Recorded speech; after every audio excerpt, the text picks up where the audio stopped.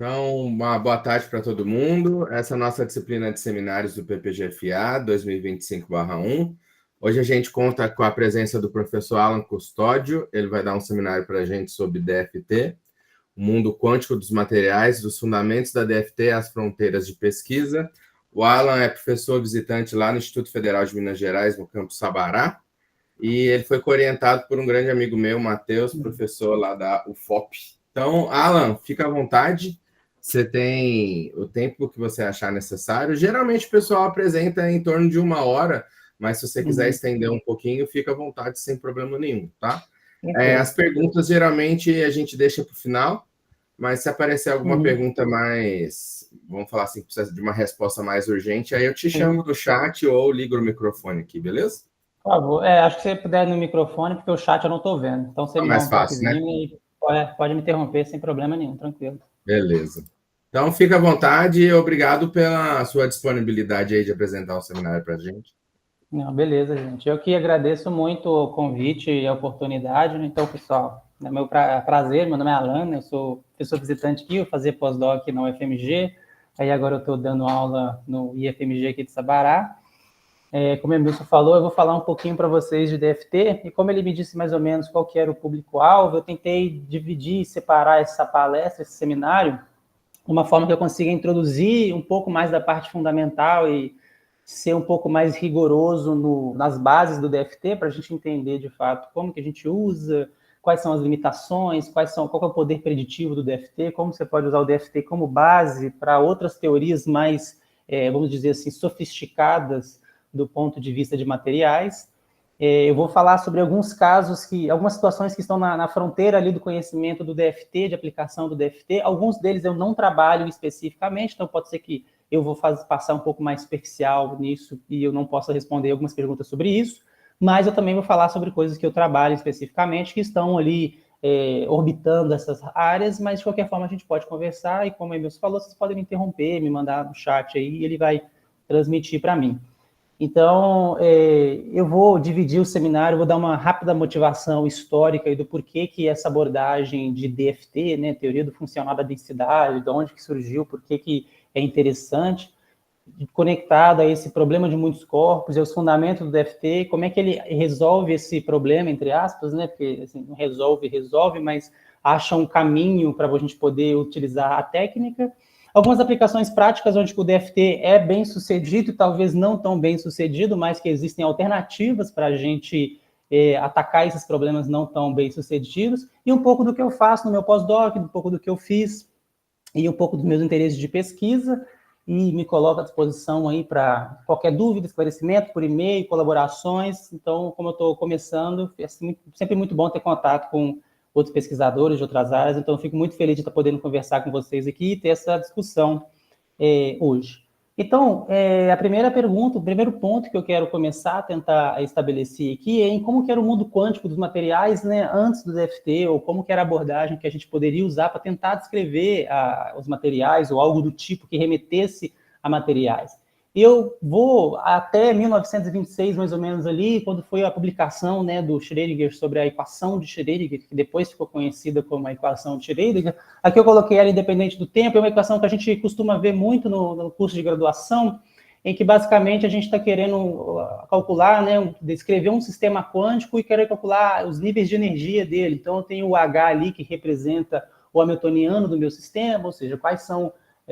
cadê meu mouse? Está aqui. Quais são os parâmetros ou as propriedades do meu sistema que eu quero descrever, né, do meu sistema quântico. O psi é o que vai ser conhecido como a função de onda do meu sistema quântico. Então, o psi vai ser essa função que vai descrever ou que vai possuir, né, todas as informações a respeito do meu sistema que eu quero medir ou que eu quero estudar. É claro que dentro do psi, dessa ideia de função de onda, nós temos aquelas ideias de interpretação da mecânica quântica, do que a gente pode extrair, como que a gente pode interpretar, mas no primeiro momento aqui, a gente vai pensar numa interpretação bem mais direta e mais uma aplicação direta e do que a gente vê, né, como a interpretação de Copenhague e da solução e das funções de onda, em que se eu tenho um sistema razoavelmente simples, né, vamos considerar o átomo de hidrogênio, que é algo que a gente realmente resolve no curso de graduação em física, né, lá em Física Quântica 1, A gente tem lá o átomo de hidrogênio, que é basicamente um próton e um elétron, então a gente tem as equações, resolve e obtém as funções de onda do sistema em função dos polinômios de legenda e dos harmônicos esféricos. E essas funções de ondas, a gente calcular o módulo ao quadrado dela, né, a gente sabe que o psi ele tem essa propriedade curiosa de ter ele tem uma amplitude de densidade, né, ele não é exatamente, amplitude de probabilidade, perdão, ele não é exatamente a probabilidade, mas o módulo ao quadrado das funções de onda do átomo de hidrogênio, né, das funções de onda dele, vai dar para a gente basicamente a probabilidade de eu encontrar o elétron ao redor do núcleo. E conforme eu vou excitando esse elétron, eu vou ter diferentes distribuições da densidade e regiões que eu posso encontrar o elétron, né? Então, a função de onda ela pode me dar informações muito importantes e interessantes no meu sistema, só que para um sistema simples, entre aspas, né, porque a gente sabe que resolver isso não é trivial, mas a gente já percebe que existe uma certa complexidade que vai aumentando de acordo com o sistema. Então, se eu tenho um sistema com mais elétrons, eu tenho aproximações que eu posso usar para obter essas funções de onda e obter por métodos aproximativos ou perturbativos. Mas conforme eu vou escalando e meu problema vai ficando cada vez mais complexo, a gente percebe que a própria função de onda começa a ficar bastante complexa e extrair informação dela é difícil, interpretar ela vai ser difícil. Então, quando a gente vai para o sistema de muitos corpos, né? Então aqui eu estou escrevendo a equação de Schrödinger para um sistema de muitos corpos, e agora para um sistema de muitos corpos, o que eu vou ter? Eu vou ter energia cinética e muitos corpos aqui, eu estou pensando num férmion e íons, tá? Então eu estou realmente pensando num sistema de materiais padrão. Então, eu teria elétrons, né? Então, eu teria esse TE aqui, que vai ser energia cinética dos elétrons. Eu tenho o TN, que vai ser energia cinética dos núcleos. Eu tenho o potencial coulombiano entre elétrons, né? Vai ser a repulsão coulombiana que elétrons vão sofrer pela existência de outros elétrons. A repulsão coulombiana núcleo-núcleo. E a repulsão, né? A interação coulombiana entre os elétrons e os núcleos. E a gente sabe que resolver isso para um sistema de muitos corpos é muito difícil, em especial por conta dessa interação elétron-elétron aqui, porque eu vou ter uma função de onda que eu vou ter que resolver, que ela vai ser no mínimo, né? Ela vai ter no mínimo 3 vezes n número de variáveis, onde esse n aí é o número de elétrons. Então, quanto mais elétrons eu tenho no meu sistema, eu vou ter mais variáveis que eu preciso incluir para resolver a minha função de onda. Então, para um número real, entre aspas, assim, de um material com um número grande de elétrons, tem uma molécula, algo maior, resolver essa equação de forma analítica é praticamente impossível, né? Eu não digo impossível, porque eu já falei impossível uma vez e não concordaram comigo, mas eu diria que é praticamente impossível. É possível que alguém consiga? Bom, até então, pelo que a gente conhece e como a gente sabe fazer cálculos, é realmente uma tarefa muito difícil quando eu tenho uma quantidade grande de elétrons. Existem algumas aproximações que a gente pode tentar fazer para simplificar em partes essa equação e progredir nos cálculos um pouquinho.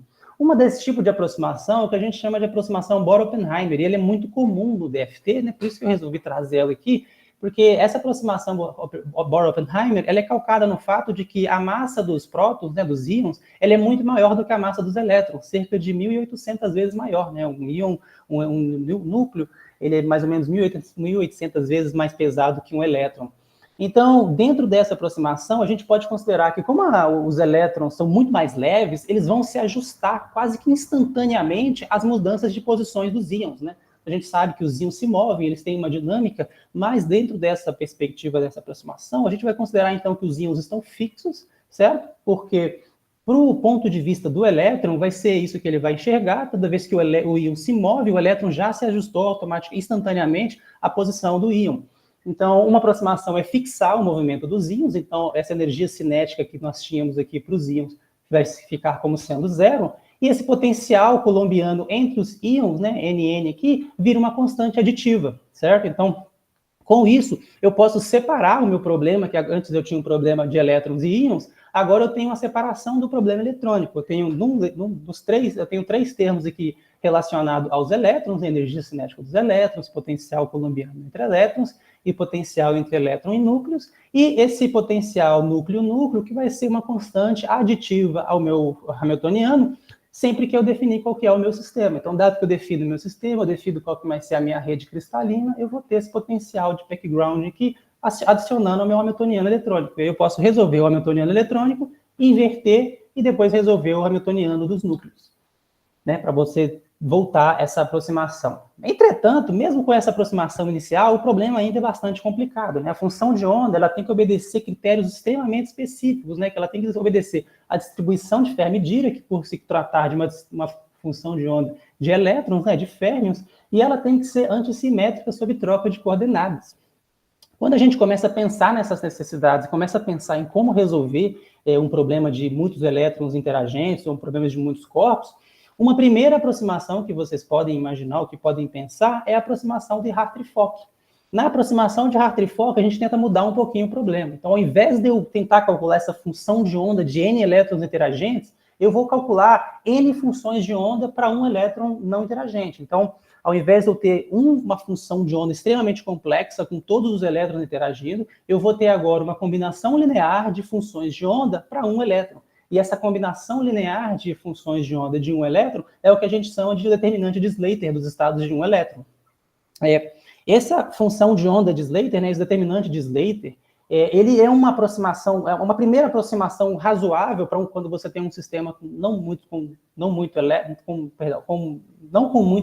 muitos elétrons, porque você inclui, né, essa troca, esse efeito de troca, que é muito importante para a descrição dos elétrons, só que você ainda não inclui efeitos de correlação eletrônica, né? E quando eu falo correlação eletrônica, é o fato importante de que quando os elétrons se movem, eles são correlacionados, né? É a percepção de um elétron do movimento dos outros. Só como eu tenho uma função de onda de um único elétron, eu não tenho esse par de correlação dos elétrons.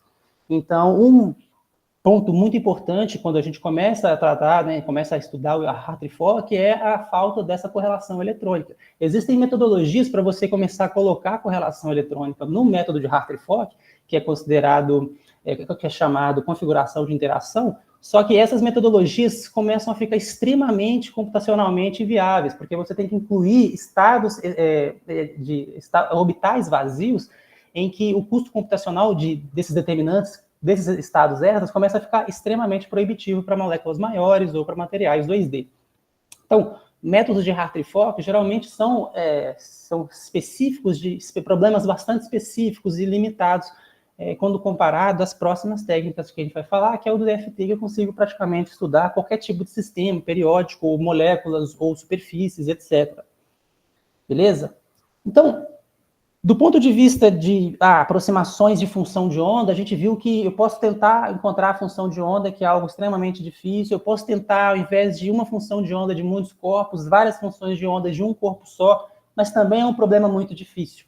Então, bom, se a resposta para a pergunta, né, como é que eu descrevo os materiais quânticos, não é uma resposta que me agrada muito, né? Então, bom, se eu não gosto da resposta, eu posso então mudar a pergunta, né? Ao invés de pensar, tudo bem, como é que eu faço para descrever os materiais quânticos com a função de onda, eu posso agora tentar trocar a função de onda por um outro ente que é muito importante também no estudo de materiais quânticos, que é a densidade eletrônica, né? Então, existe uma forma de você ter uma equivalência entre a perspectiva de muitos corpos, onde eu iria obter a função de onda para o sistema de muitos corpos interagentes, e a perspectiva da densidade eletrônica, que ao invés de eu ter N elétrons, eu vou ter uma densidade eletrônica que vai se espalhar pelo material de acordo com as interações individuais dos elétrons.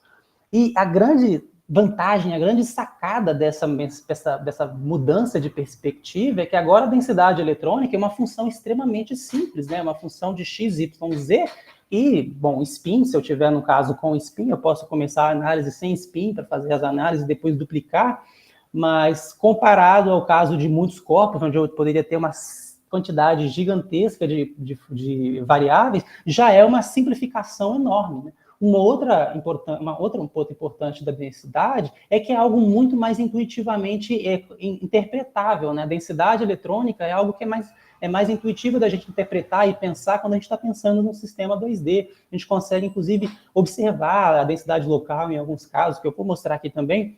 Então, essa mudança, ela é muito interessante nesse ponto de vista, né? Você simplifica em algumas partes a minha função, a minha análise do meu problema. Só que eu ainda tenho que saber como é que eu faço isso de uma forma rigorosa. Para fazer isso de forma rigorosa, a gente precisa dos dois teoremas de Hohenberg e Kohn. Eu não vou demonstrar os teoremas nem nada do tipo aqui, não. Eu só escrevi eles para a gente poder ler e falar um pouquinho sobre as consequências importantes sobre eles. tá? Então, o primeiro teorema, por exemplo, é o teorema que me estabelece que para qualquer sistema interagente sobre um potencial externo, onde esse potencial externo é o potencial da rede, né, dos íons, esse potencial é unicamente definido pela densidade do estado fundamental, certo? É certo por uma constante aditiva. O que isso significa é que para cada material, para cada sistema que eu estou analisando, eu vou ter uma densidade de estado fundamental única.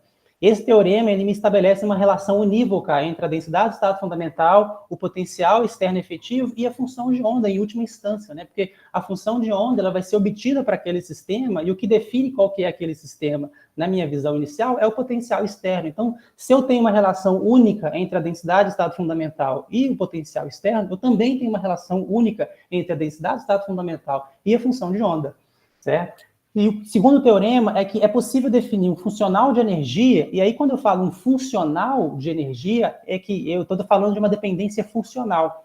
Uma dependência funcional é basicamente dizer de uma função que depende de outra função. A gente sabe que a densidade é uma função, certo? É uma função tridimensional. A energia é uma outra função, certo? É uma função que vai depender de energia cinética, energia potencial gravitacional, perdão, energia potencial coulombiana.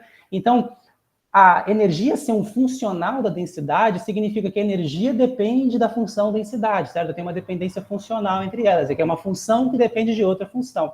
Então, esse termo funcional vem daí. Então, é possível definir um funcional de energia em termos da densidade eletrônica, que é válido para qualquer potencial externo, certo? E aí, para um potencial externo específico, ou seja, para um sistema específico, a minha densidade do estado fundamental exata vai ser um mínimo global do funcional de energia, certo? E a densidade que minimiza esse funcional é a densidade do estado fundamental. Então, olha só, essa é uma frase grande, mas é o que define para nós aqui o princípio variacional do DFT. O que eu quero dizer com princípio variacional? Dado que eu defini o meu sistema, ou seja, eu defini um potencial externo específico, eu tenho um funcional de energia que depende da densidade. O meu funcional de energia vai ser mínimo quando eu variar a densidade eletrônica até eu encontrar a densidade eletrônica do estado fundamental. Então, eu posso fazer o quê? Eu defino qual que vai ser o meu funcional de energia, vario a densidade desse funcional e vou analisando o valor da energia total. Quando a minha energia total for o menor valor possível, num método autoconsistente, eu encontrei a minha energia do estado fundamental, consequentemente, eu encontrei a densidade eletrônica do estado fundamental. Então, a densidade eletrônica do estado fundamental minimizou o meu funcional de energia. Então, me dá uma rota, um caminho para eu poder obter a minha densidade do estado fundamental, minimizando a energia, minimizando esse funcional de energia.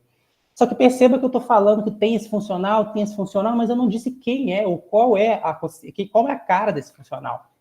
Então, para resumir, né, tudo isso que eu falei, só analisando os teoremas e ficar um pouco mais claro o que eu estou dizendo, né, a gente viu que, então, a densidade eletrônica define de forma unívoca a função de onda do estado fundamental, né? A densidade eletrônica do estado fundamental define a função de onda do estado fundamental por essa relação unívoca com o potencial externo.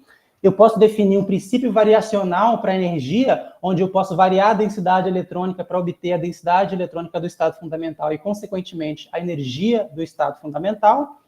E existe, né, esse funcional de energia, e eu ainda posso definir um funcional universal, que eu estou chamando esse funcional universal aqui de Fn, em que dentro desse funcional universal na verdade, fora desse funcional universal, vai ser o que vai definir problemas externos, né? O que eu quero dizer é, o que tiver dentro de Fn vai ser o mesmo para qualquer sistema que eu estiver analisando. O Vn maiúsculo ali é um potencial externo que vai definir qual que é o meu sistema. Então, se eu tenho grafeno, eu vou ter o potencial estático devido aos íons do grafeno posicionados numa reestrutura hexagonal, e os funcionais que estiverem dentro do funcional universal Fn vão ser calculados independente de eu ser grafeno, diamante, HBN e etc. O que vai me definir o meu sistema, né, a energia do meu sistema, vai ser esse funcional externo, né, do potencial externo, mas esse funcional universal, ele vai ser independente. Só que, novamente, eu não estou dizendo qual que é a fórmula, qual que é a cara. Os teoremas de Hohenberg-Kohn, eles não falam para nós qual que é a cara desse funcional universal. Então, a gente tem que obter por alguma outra forma. E isso foi obtido por alguma outra forma, né? Um passo a mais que foi dado pelo Kohn pelo Kohn-Sham, né, pelas equações de Kohn-Sham, são duas pessoas, né, o Walter Kohn e Julius Sham, e eles desenvolveram uma forma de você aplicar, né, os teoremas de Hohenberg-Kohn, definindo um funcional de energia que hoje é conhecido como funcional de energia de Kohn-Sham. Nesse funcional de Kohn-Sham, eles definem aqui o que é a energia cinética do sistema não interagente. Então, eles abriram aquele funcional universal e escreveram aqui cada termo. Nós temos aqui novamente o funcional, o potencial externo, né, o Vn, que é o potencial devido aos íons. O VH aqui é o potencial de Hartree, que é basicamente a interação coulombiana entre elétrons, e esse energia de Xt aqui é a energia de troca e correlação. Esse aqui é a complexidade, as propriedades do DFT, que a gente vai falar nos próximos slides, vão estar basicamente sendo derivadas desse termo aqui. Ele, para nós, é o termo que vai fazer a conexão entre esse sistema não interagente que eu estou criando aqui, que eu estou desenvolvendo, com o sistema de muitos corpos que eu quero calcular. E como que eu faço essa conexão? Dado que agora eu tenho uma equação para energia, né, eu tenho um funcional que eu posso minimizar, eu preciso minimizar ele em um tipo de sistema, né? E eu posso fazer isso mapeando o meu sistema de muitos corpos num sistema de elétrons livre, né, no potencial efetivo, da forma que a gente tem aqui embaixo, né? Então, eu tenho basicamente energia cinética e um potencial efetivo, e nesse potencial efetivo eu vou ter o potencial externo, devido aos íons, o potencial de Hartree, devido à interação elétron-elétron, e o potencial de troca e correlação, onde esse potencial de troca e correlação vai ser responsável por conectar todos os efeitos complicados de muitos corpos ao meu sistema de elétrons livres sobre a ação do potencial efetivo. Então, a importância e a profundidade desse passo e desse funcional é gigantesca, porque eu estou te dizendo que, dado que eu tenho um sistema interagente extremamente difícil de resolver, dado que agora eu tenho um novo sistema, um sistema que a gente chama de auxiliar, onde que um termo desse sistema auxiliar, o potencial de troca e correlação, vai conter, de alguma forma, todas as interações de muitos corpos complicadas para que eu possa resolver esse sistema muito mais simples e obter as mesmas propriedades desse sistema interagente. Porque a energia, a densidade eletrônica dos dois sistemas tem que ser igual.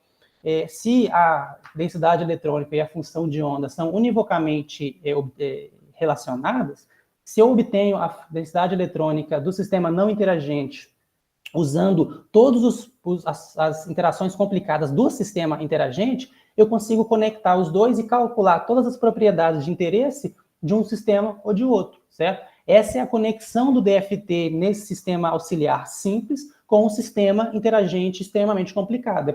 E toda essa conexão vem desse termo de troca e correlação aqui, que olhando assim parece, nossa, mas incrível, né? Como que é a cara desse termo? Qual que é a mágica aqui desse termo? E aí que entra um dos grandes problemas do DFT é que a gente não sabe a cara desse termo, né? A gente não sabe como que é a função de troca e correlação, a energia de troca e correlação. E esse é um termo, né, que é, assim, é o não tão santo graal do DFT, porque se fosse conhecido, né, se eu conseguisse conhecer esse termo de forma exata, eu obtive aqui o funcional de troca e correlação para esse material de forma exata, eu poderia descrever todas as propriedades do meu sistema interagente extremamente difíceis de uma forma muito simplificada. Só que eu não tenho esse funcional de uma forma exata, então eu tenho que lançar mão de algumas aproximações.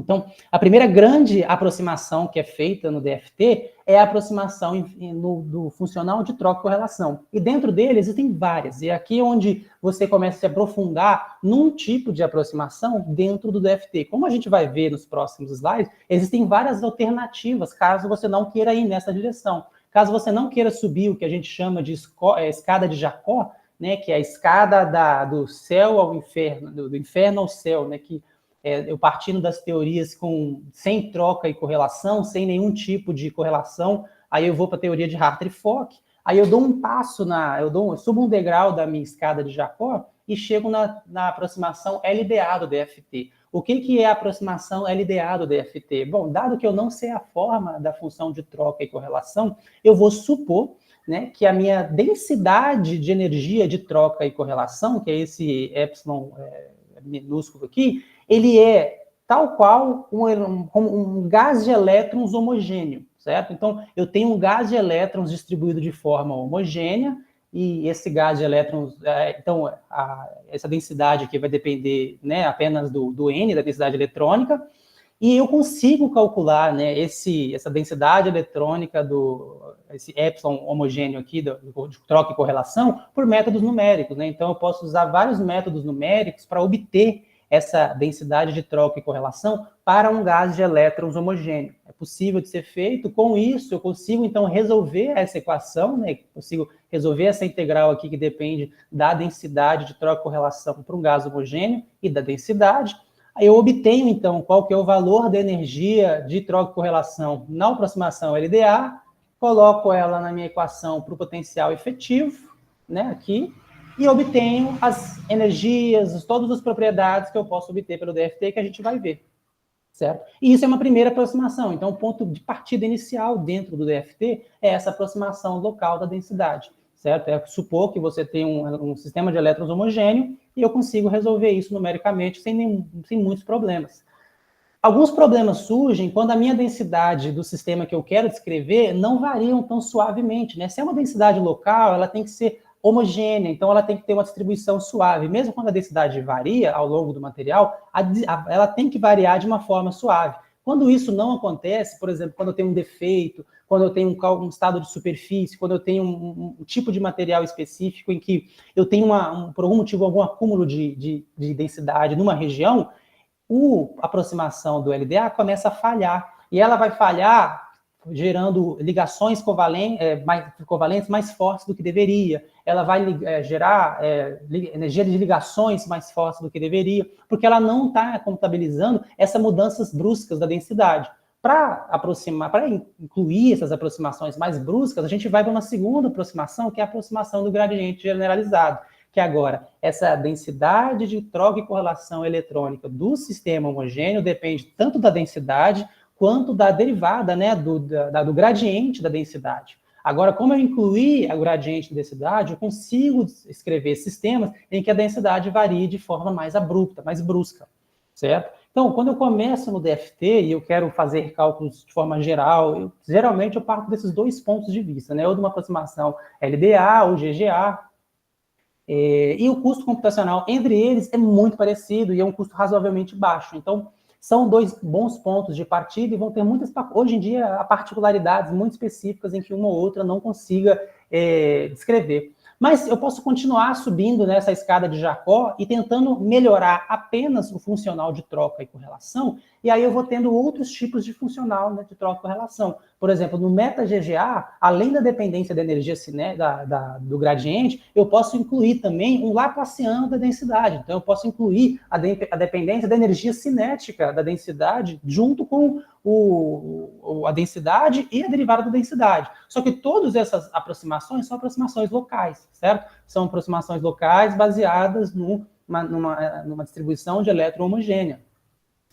Eu posso ir adiante e colocar uma aproximação com o funcional híbrido. O que a gente considera um funcional híbrido? Um funcional híbrido é quando eu incluo parte da minha aproximação da troca e correlação do DFT e parte da minha aproximação do Hartree-Fock. Por que do Hartree-Fock? Porque o Hartree-Fock ele tem a interação de troca de forma exata, certo? Eu tenho o que eu chamo de esse exact exchange, né, que é a interação de troca exata no Hartree-Fock. Ele não tem a correlação, mas uma parte da troca e correlação ele possui. Então eu faço razões entre parcialmente 75% de GGA e 25% de um funcional híbrido com Hartree-Fock. Isso ajuda em uma série de propriedades do DFT que a gente vai ver nos próximos slides também. E aí você pode continuar indo, né? Você pode incluir um double hybrid, que aí você vai incluir Hartree-Fock mais orbitais virtuais, só que tudo isso aumenta muito o custo computacional. Então tem um jogo aí entre a acurácia, né, entre o quão preciso os seus cálculos precisam ser e o quanto de recurso computacional você tem a dispor. Beleza? Então, nessa linha do funcional de troca e correlação, essa é a direção que você pode seguir para tentar melhorar ele. Né? Mas tá, então, dado que eu sei como faço, eu sei tudo que acontece, a teoria, eu sei como usar a teoria, eu sei qual aproximação eu quero usar, Como que eu, de fato, implemento essa teoria? Hoje existem uma série de programas, né, que já tem o DFT, todos os algoritmos do DFT para fazer os cálculos extremamente bem implementados, paralelizados. E eu vou citar dois aqui mesmo, só por curiosidade, porque tem duas distinções bem importantes entre eles. Um deles é o Siesta, né, que é basicamente um programa que usa uma combinação linear de orbitais atômicos para gerar as bases que você vai descrever o seu material. Então, se eu tenho lá um átomo de carbono, eu vou gerar uma combinação linear de orbitais S e P para descrever os átomos de carbono.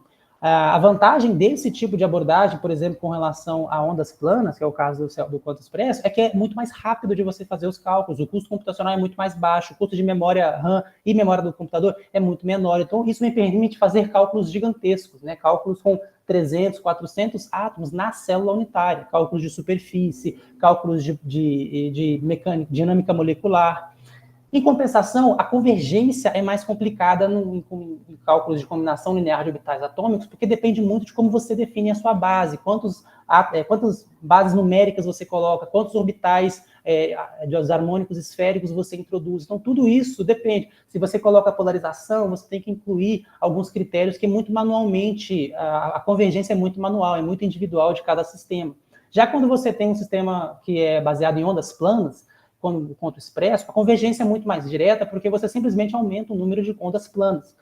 E muitas implementações, né, como a gente está sempre no espaço caro, no espaço recíproco, é muito mais direta a implementação dos cálculos de algumas propriedades em programas de ondas planas. Inclusive, existem diversas metodologias que estão implementadas no quanto expresso, mas não estão no CS. Então, isso é também um jogo que você tem que ser feito entre os programas que você usa. Mas, em compensação, o custo computacional e o custo de memória RAM e de HD é muito grande, porque você tem que armazenar uma quantidade enorme de ondas planas para cada passo, para cada cálculo que você fizer.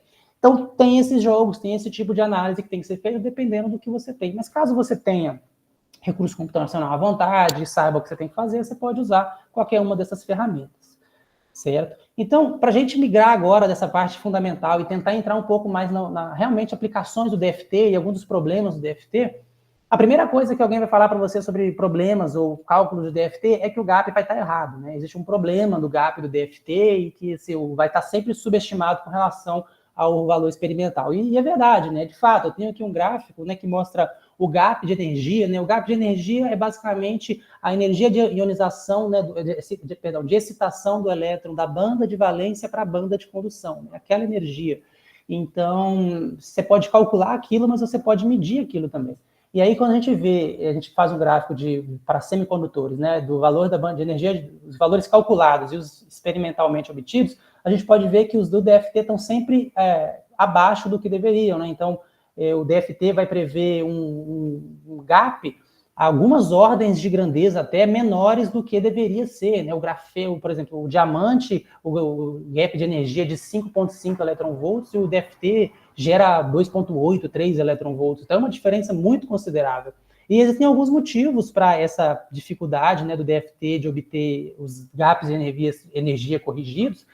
Existe uma certa dificuldade de interpretação ali, tem alguns teoremas que estabelecem quando a gente pode usar ou não o DFT, os orbitais de Conchamp, para obter o gap de energia, mas no geral, de uma forma bem superficial aqui, tem dois pontos que eu gostaria de citar, que é essa descontinuidade do funcional FN, né? Porque quando você constrói a teoria lá dos fundamentos do DFT, dos teoremas, é incluso, né, é pressuposto que esse funcional vai ter uma certa descontinuidade quando você passa de um orbital para outro, de um sistema de um número de ocupações para outro, de um número de elétrons para outro.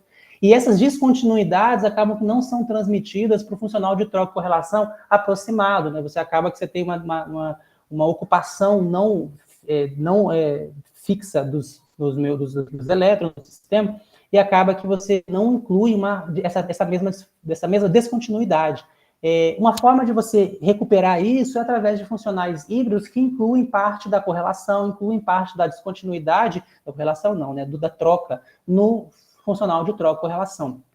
Então, é por isso que funcionais híbridos costumam melhorar o gap de energia, né? O HSE06, por exemplo, é um excelente funcional para você melhorar o gap e o custo computacional é menor do que técnicas como o GW, na maioria dos casos, né? A gente já vai falar do GW em breve. Outra situação que pode acontecer também é quando você tem sistemas com orbitais D ou F, né, que são orbitais que são tipicamente mais correlacionados, vamos dizer assim, do que os orbitais P e S, ou são mais localizados no espaço, e o DFT tende a delocalizar esses estados, delocalizar esses orbitais exacerbadamente, né? Então, existem aproximações, por exemplo, DFT mais U, que inclui um termo de repulsão coulombiana, meio que manual ali no orbital, para você voltar, né, para você realmente localizar ele e abrir os gaps, e fechar, né, ou abrir o gap de energia, abrir, no caso, aumentar, e realmente descrever, né? Tem materiais, por exemplo, o níquel óxido, que sem o DFT mais U, ele acaba sendo, o DFT prevê ele como sendo um metal, mas na verdade ele é um isolante, né? Então, esse tipo de problema também ocorre, né? E o problema de autointeração, que é quando você escreve o seu funcional de troca de energia, e aí quando você soma sobre todos os termos do funcional de Hartree, que é o funcional de correlação de coulombiana entre elétrons, você acaba incluindo um termo espúrio quando o somatório de I em I, né, como se estivesse falando que eu estou somando uma interação de Coulomb do elétron com ele mesmo. E quando você faz isso no Hartree-Fock, para você escrever a densidade, eu tenho esse termo no funcional de Hartree, mas eu também tenho ele com sinal trocado no funcional de troca, então eles se cancelam. Mas quando eu estou no funcional de troca e correlação das equações de Conchamp, eu não tenho a troca explícita, eu não tenho a troca exata. Então acaba que essa autointeração não é cortada, né? Não é anulada pela troca. Então, essa autointeração, perdão, é sempre incluída nos cálculos de forma errônea, certo?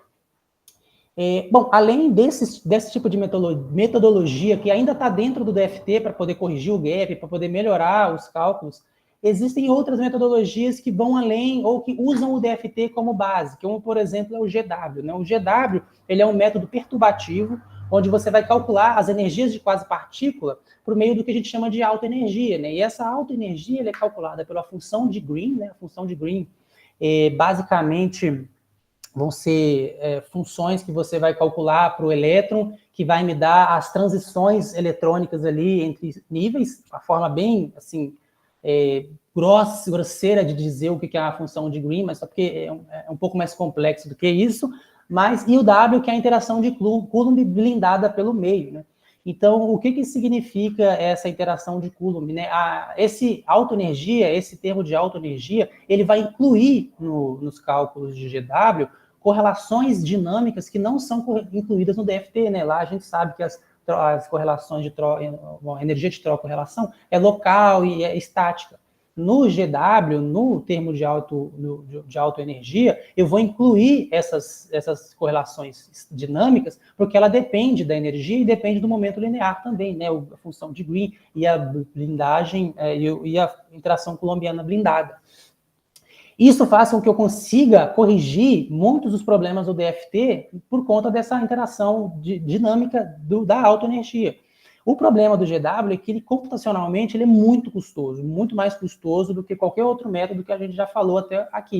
Mas, a gente pode ver nesse gráfico aqui, né, se a gente comparar os estados de DFT, que são esses em verde claro, com os de GW, e aqui eu tenho vários sabores de GW, que eu quero dizer que são vários tipos de aproximação de GW. Né? Os G0, W0 é como se fosse primeiro ciclo de GW, você vai lá, você usa o DFT como base para gerar as funções de Conchamp. Em cima das funções de Conchamp, você cria a sua função de Green, obtém as outras propriedades do GW através dessas funções de Green, e aí calcula a autoenergia e depois corrige os valores de energia total, né? De energias de excitação. E isso, mesmo numa aproximação G0, W0, que é a aproximação mais básica do GW, já oferece uma correção extremamente precisa para os valores de energia, do gap de energia teórico com relação aos gaps de energia experimentais. Dentro do GW, então, você vai ter várias outras técnicas, né? Mesmo dessas GWs que a gente chama de single shot, que é só um ciclo de GW e encerra, ou que essas técnicas de GW quase autoconsistente. Então, é uma técnica de GW que imita um pouco, entre aspas, essa autoconsistência do DFT. Então, ele vai se retroalimentando, vai variando as funções de Green, vai variando a blindagem, vai recalculando a função de autoenergia e vai recorrigindo o gap de energia. Certo? Então, o GW é uma alternativa a essas metodologias de modificar o DFT através do funcional de troca-correlação. Ela pode ser usada de forma independente ou ela pode ser usada como um DFT como base. Então, você faz os cálculos de DFT com o GGA, com o LDA, e aí você corrige eles com o GW, usando as funções, os orbitais calculados pelo DFT para gerar as funções de Green. Uma outra técnica, que aí já é bem mais relacionada a materiais fortemente correlacionados, né, que são aqueles materiais que eu tinha falado com orbitais D e orbitais F semi-preenchidos, né, que aí são óxidos de ferro, metais de transição, supercondutores. Esse tipo de material, geralmente o DFT tem um sério problema de descrever devido a essa natureza do DFT, de que não consegue descrever essa alta localização, né? O DFT tende a ser uma teoria de delocalização de elétrons, e esses orbitais F e D são extremamente localizados no espaço. Com isso, existem outras metodologias, como a DMFT, né, que é a Dynamical Mean Field Theory, ou teoria de campo médico dinâmica, em que você vai mapear os sistemas de elétrons correlacionados num problema de impureza quântica autoconsistente. Então, você vai pegar o seu sistema, você vai como se fosse colocar um elétron num banho térmico ali, e aí você vai variando as correlações locais de forma dinâmica e vai realizando esse cálculo de forma autoconsistente para obter as mesmas autoenergias, as mesmas correções por gap de energia. É uma outra técnica referente que pode também ser baseada em DFT em algum nível. Tem alguns problemas de custo computacional muito elevado e de uma certa complexidade maior de parâmetros, mas também é uma técnica muito bem sucedida nessa área de correção de DFT. Eu vou agora tentar falar um pouquinho algumas aplicações de DFT mais específicas e de alguns materiais que eu trabalho que são muito interessantes, que não necessariamente eu trabalho, mas que são muito interessantes, e uma delas é de materiais topológicos, né? E assim, topologia foi algo que realmente trouxe uma visão muito diferente, muito interessante para o DFT, que é essa ideia de que eu tenho um material que ele é um isolante topológico, e isso significa que no bulk esse material vai ser um isolante, então é como se eu tivesse um material apenas com um gap de energia bem largo, mas quando eu vou e analiso os estados de superfície desse material, eu tenho estados de superfície que estão cruzando o nível de Fermi, ou seja, são estados condutores, e esses estados são protegidos por simetrias, né? Então eu tenho diversos tipos de simetria, como por exemplo reversão temporal, e que protegem esses estados de qualquer tipo de perturbação. Então são estados de condução de spin, geralmente, extremamente bem estáveis e que surgem de uma forma apenas na superfície do material. No bulk dele, ele vai continuar sendo um isolante. E o DFT permite a gente calcular e identificar as inversões de banda dessas propriedades, desses materiais topológicos, principalmente porque eu consigo controlar o nível da teoria do DFT. Por exemplo, a maioria desses materiais topológicos, eles dependem muito de uma interação de spin-órbita forte, mas muitos desses materiais, por exemplo, os baseados em antimônio, que o spin-órbita é grande, mas ainda não é extremamente grande, você também consegue... Peraí, pessoal, é só um ônibus, parece um avião aqui. Você também consegue realizar esse tipo de transição topológica através de strain, através de tensão na rede, né?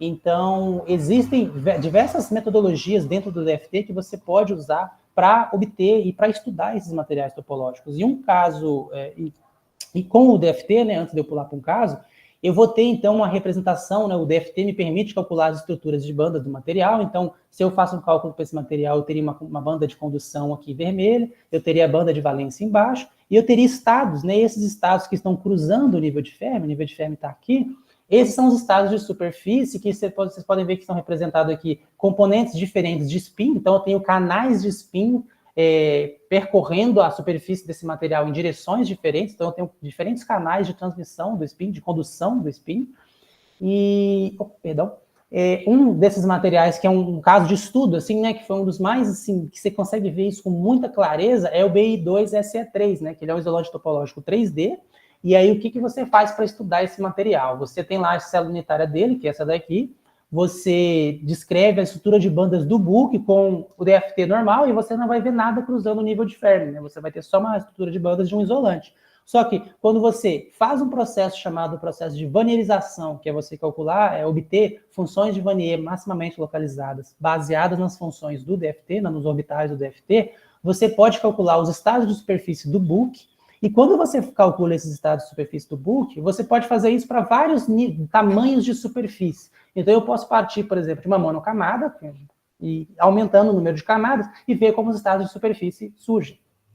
E uma previsão do DFT, uma previsão teórica, é de que esses estados de superfície nesse material iriam surgir a partir de 5 camadas de BI2 e SE3. Né? Então, em 2017, né, experimentalmente, eles conseguiram fazer a medida de ARPS variando o número de camadas. Então, por exemplo, aqui ó, do lado esquerdo, eu tenho apenas uma camada do BI2 e SE3, e o que a gente vê, né, ele está dopado, por isso que o nível de Fermi está mais ou menos aqui, ó, mas a gente pode ver que a gente só tem essa banda aqui, que é o que a gente reconhece como essa banda de condução aqui.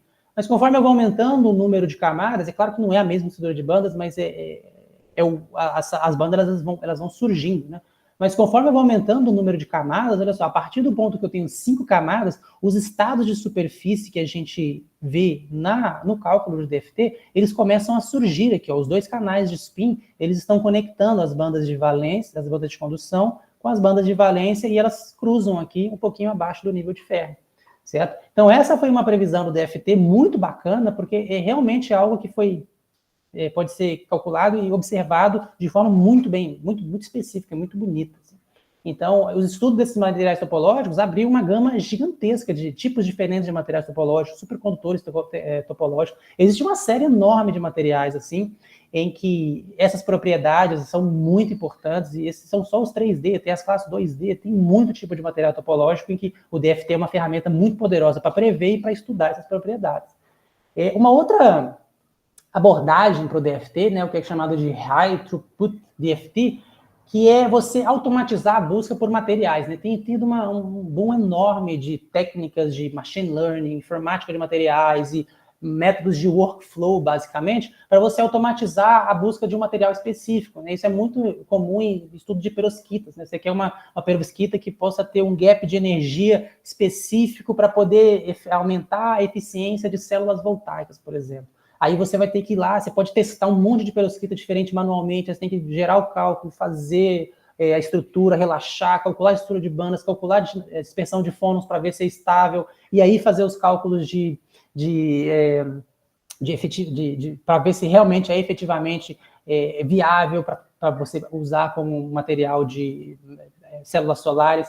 E o que foi feito, o que tem sido feito em alguns grupos, é esses métodos de fluxo de trabalho, né, que é o workflow, que é basicamente você faz milhares de cálculos de DFT paralelizados por um grupo de materiais, então assim, são milhares de estruturas, você precisa ter um cluster muito grande para isso, mas você programa um código que vai fazer centenas de milhares de cálculos de todas as formas que você imaginar, então ele vai supor diversas geometrias, vai fazer os cálculos, vai obter os gaps de energia, as propriedades elásticas, vai verificar se ele é ou não estável, e vão armazenar em bancos de dados, né? O Materials Project é a Flow, o QMD, tem o Marvel, tem uma série de bancos de dados que basicamente eles são agora realimentados a cada 2, 3 anos, e estão lotados de materiais que nunca foram sintetizados, mas que são diariamente calculados e que têm diversas propriedades. Depois que você faz esses milhares de cálculos, você tem que fazer uma triagem, né, que é o screening, que é o filtro por propriedade-alvo. Então, como eu disse, eu quero um material para célula solar, catalisadores. Então, né, nesse método de high throughput, é você trabalhar com muitos dados de materiais, de bandas de cálculos de DFT, e você vai usar métodos de filtragem para você obter um material específico. Né? Se eu quero um gap específico, eu posso pegar esses dados que eu gerei, como essa database, não apenas para poder usar como um método de predição, mas eu posso usar como um método de treinamento de uma machine learning, né? De um aprendizado de máquina específico. E aí eu posso depois usar essa machine learning para predizer propriedades dos materiais. Então, eu tenho um banco de dados de milhares de materiais calculados, grande parte deles não foi experimentalmente ainda observada, mas geralmente os mais interessantes são publicados, os grupos vão atrás deles. Eu estabeleço quais são os filtros que eu quero, que tipo de material, qual é as propriedades, gap, parâmetro de rede, etc. E eu consigo, através de um processo de screening, obter isso. E, usando ainda esse banco de dados que eu obtive, eu posso fazer predições a respeito do material. Então, eu não preciso nem ir lá e fazer o cálculo de DFT. Então, eu tenho algoritmos de machine learning que estão prevendo gap de energia desses materiais, né? Então, aqui são são 3 resultados diferentes, 3 artigos que estão aqui nessa review, mas nesses 3 casos, eles pegam um grupo de materiais, né? É claro que todo o seu viés dos cálculos de DFT vão estar incluídos aqui também. E eu falo viés de treinamento, viés de overfitting, viés de, por exemplo, qual funcional que você usou. Se eu usei GGA, provavelmente todos os gaps que eu previ aqui vão estar subestimados com relação aos experimentos. Então, esse é o tipo de coisa que você tem que estar atento nesse tipo de cálculo. Mas eles não precisam mais fazer os cálculos, dependendo do seu modelo, do poder preditivo do seu algoritmo, eles já conseguem prever o valor da estrutura do gap de energia, e aqui eles só preveram e calcularam para provar o poder preditivo desses materiais. Como eu disse, é algo muito específico do seu dataset, né? Então, se eu treinei ali para materiais inorgânicos, provavelmente eu não posso usar esse mesmo conjunto de dados, esse mesmo algoritmo, para ir prever materiais 3D baseados em antimônio. Então, tem essas especificidades desse tipo de cálculo, mas ainda assim é uma prova, né, que o poder preditivo desses machine learning está aumentando de uma forma muito acelerada e que a forma com que a gente vai prever materiais no futuro provavelmente vai ser muito diferente. E tem muitos grupos que já estão na vanguarda desse tipo de cálculo, né? Para falar um pouco mais do que eu trabalho especificamente mais recentemente, alguns anos atrás, né, foi publicado aquele artigo do grafeno girado, em que todo mundo ficou maluco, que eles observaram estados correlacionados do grafeno, supercondutividade não convencional em grafeno girado no ângulo mágico de 1,1 graus. Então, foi todo um choque muito grande, né, de ter observado isso num sistema tão simples e que inaugurou, basicamente, uma nova área de pesquisa, que é a Tristonics, né, a ideia de você girar materiais e observar as propriedades. E uma coisa diferente do antimoneno, que é o material que eu estava estudando na época, é que ele tem uma estrutura parecida com o grafeno, no sentido que ele também é hexagonal, só que ele tem átomos em planos diferentes, e apesar dele ser hexagonal e ser um material empilhado, a interação entre as camadas era muito mais forte do que simplesmente Van der Waals, né? A gente sabe que materiais empilhados, as interações de camadas são basicamente Van der Waals. No caso do antimoneno, as interações eram ligeiramente mais fortes do que a Van der Waals, né? Ele era um material que a gente chama de pseudo-empilhado, ou seja, não seria tão fácil de você esfoliar ele da mesma forma que você esfolia o grafeno. Então, a nossa ideia foi tentar investigar se, beleza, dado que esse material ele é um pseudo-empilhado, o que acontece se a gente conseguir girar ele comparado com o grafeno, né? No grafeno, aquelas propriedades interessantes de bandas planas, que aquelas propriedades surgem na estrutura de bandas como uma banda plana, será que isso poderia afetar o surgimento, o mecanismo, seria influenciar? E o que nós vimos, né, nós propusemos diversos ângulos de giro, usando aqui os padrões de Moiré, que são esses padrões de interferência que surgem no material.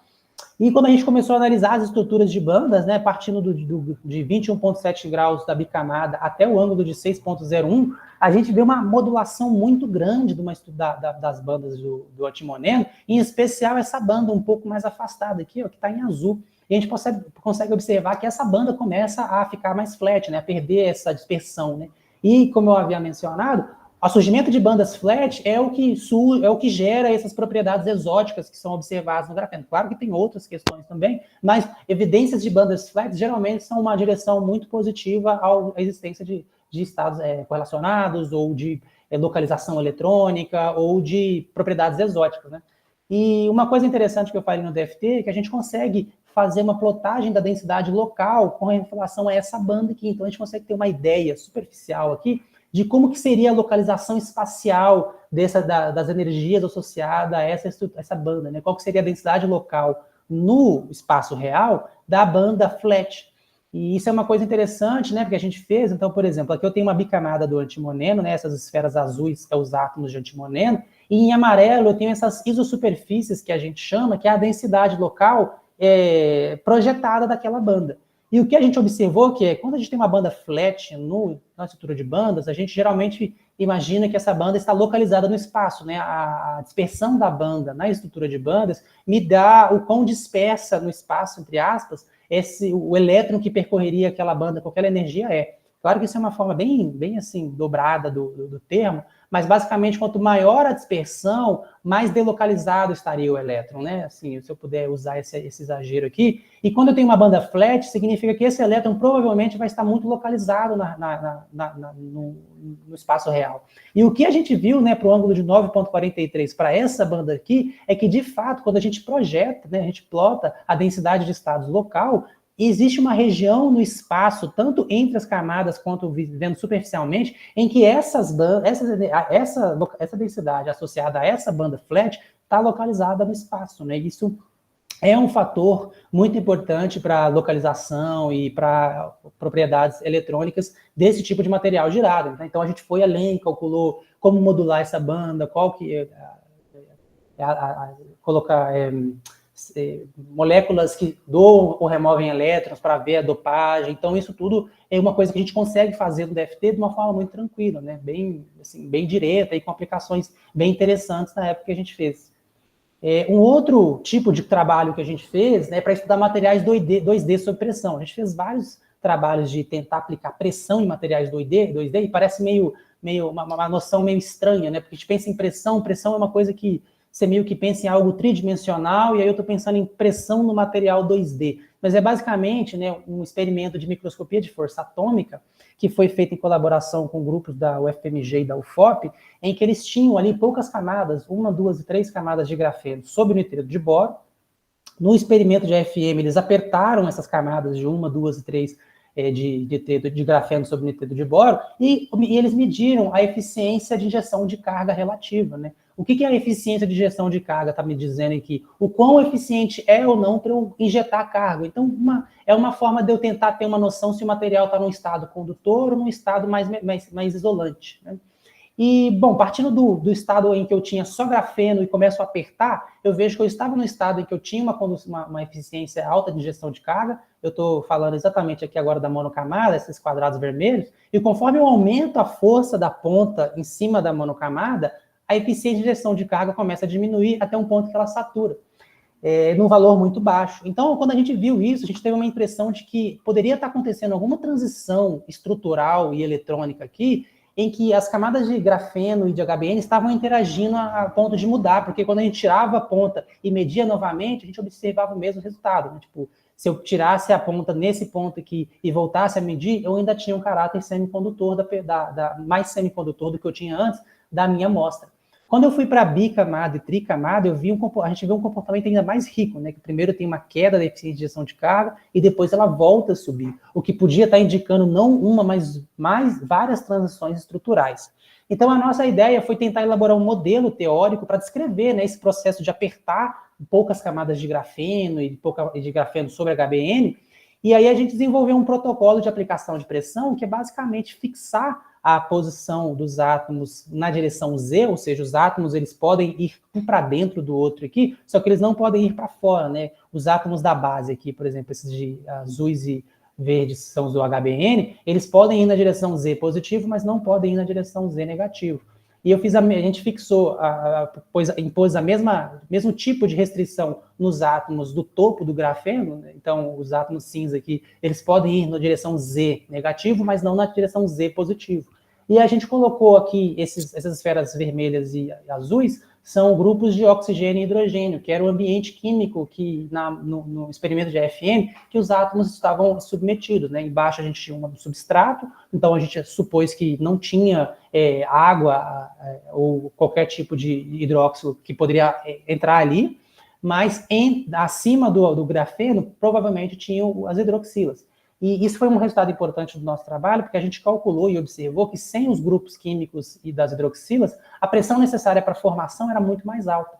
Então, a gente mudou as distâncias entre os átomos e fez vários cálculos, impondo essas restrições, e aí depois que a gente relaxava o cálculo, a gente soltava a restrição, relaxava de novo e viu o que acontecia. Então, a gente propôs vários tipos de estruturas giradas, porque, em muitos casos, o grafeno é deposto em cima do HBN, né? Ele não é crescido em cima. Então, como eu vou colocar um em cima do outro, pode ser que eles tenham um ângulo relativo diferente de zero, né? Não necessariamente eles vão ter um empilhamento AA ou AB. E quando a gente fez isso, testamos, por exemplo, era 21,79 graus entre eles, 13,17 graus entre eles, e aí fez esse protocolo de diminuir a distância, calcular, relaxar a estrutura, depois soltar as restrições, nós vimos a formação dessas estruturas aqui, em que eu tenho uma conjugação bem forte da superfície, mas eu tenho ligações covalentes entre os átomos de carbono e os átomos de HBN. E, quando a gente olhou para as estruturas de banda, a gente observou que tem uma modulação bem forte da estrutura de bandas, né? A gente pode ter estruturas com um gap de energia bem grande, e estruturas em que eu tenho bandas ali próximo do nível de Fermi sem dispersão nenhuma, então essas bandas não seriam responsáveis por condução eletrônica, né? Então, a formação desse tipo de estrutura naquela região da ponta poderia explicar o decréscimo da eficiência da injeção de carga, né? O comportamento indo de metálico para semicondutor.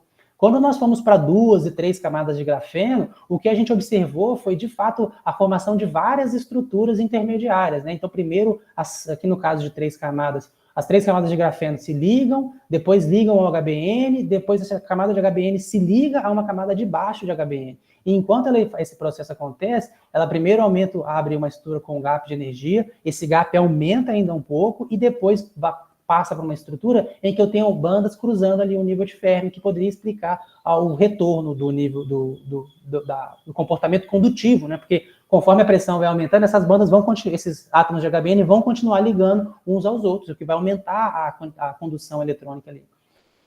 Então, esse foi um resultado bem interessante que a gente obteve dessa conexão entre aplicar pressão e estudar materiais 2D em colaboração com grupos experimentais, né? Então, eu tentei trazer 2 projetos bem diferentes, assim, do tipo de coisa, né, de projeto, mas além disso, né, tem uma série de outros projetos que eu tenho trabalhado e que eu estou trabalhando e que vão em linhas diferentes, né? Então, estudo de estados correlacionados em defeitos de diamante usando o DFT e modelo de Hubbard, que é estudar o NV Center, né, que é um defeito muito específico, que tem estados correlacionados, que é bem complicado de obter através do DFT. Transições estruturais em grafeno sob pressão em experimentos de espectroscopia Raman.